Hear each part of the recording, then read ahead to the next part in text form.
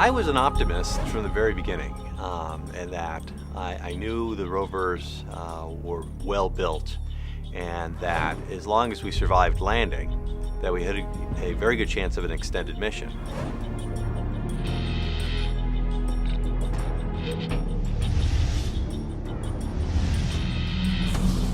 For Opportunity, things went well from the very beginning. When we landed, right within a short distance of the rover was exposed bedrock. And when the scientists examined that bedrock in detail, they determined that it was laid down in water some 3.5 to 4 billion years ago. So this was the first evidence of ancient surface water on Mars. It's something that the scientists were looking for, and it was right there where they landed. So they couldn't have asked for a better spot.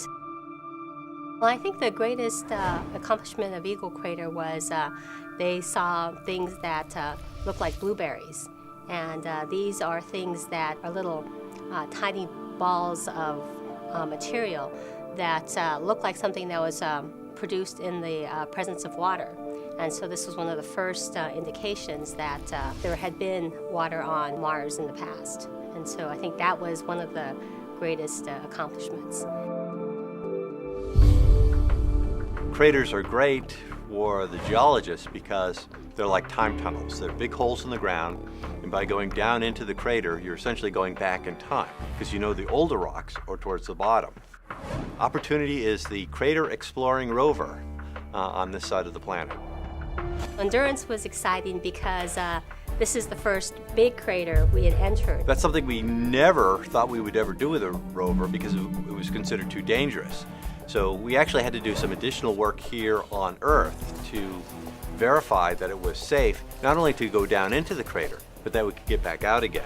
At times we've reached slopes about 30 degrees and slightly higher. It's actually hard for people to walk on 30-degree slopes. We had a lot of close calls where, you know, we'd be driving a particular location and we'd start sliding, and then we'd try to go back up and we'd slide. And there's a certain point where if you keep on sliding, you know, you may never get out. It was a little nerve-wracking, but they determined it was worth going in there because scientifically it was so interesting. Our big crater was Victoria. It's a half-mile diameter crater that took us about 2 years to reach. And it was exciting because we'd never been to a crater quite that large. And we had to find, at first, a safe place to go into this crater.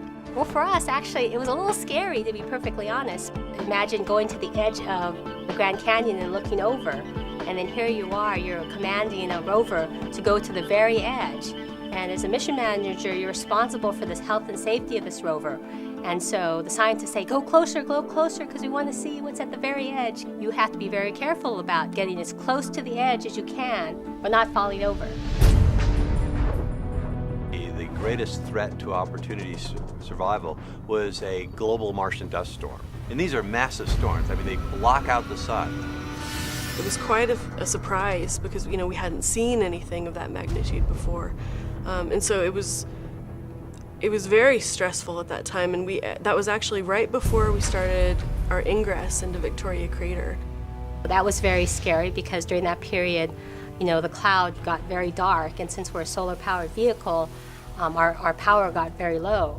So there was about a 2-week period where it was touch and go every day, and we didn't know whether we'd come in the next day and the rover would still be there. But it rode out the storm, it got through it, the skies cleared, and the rover was fine.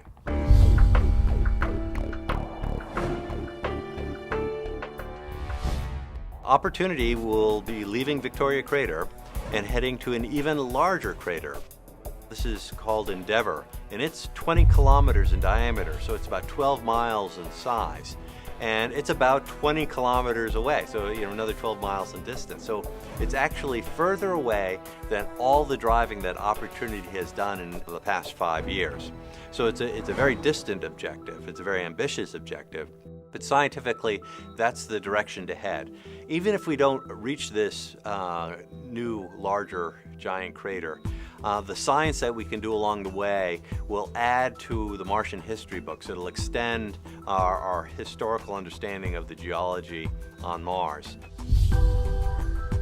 I think the great contribution that these rovers have made is that they have made Mars a familiar place. The images that we take are taken very much with a human perspective because the cameras on the rover are right up about eye level for a person standing on Mars. And so you get the perspective as if you were there yourself, looking over these great vistas. With 5 years of operation for both rovers and all the images, the over 250,000 images that have been returned, have really made Mars seem like our neighborhood.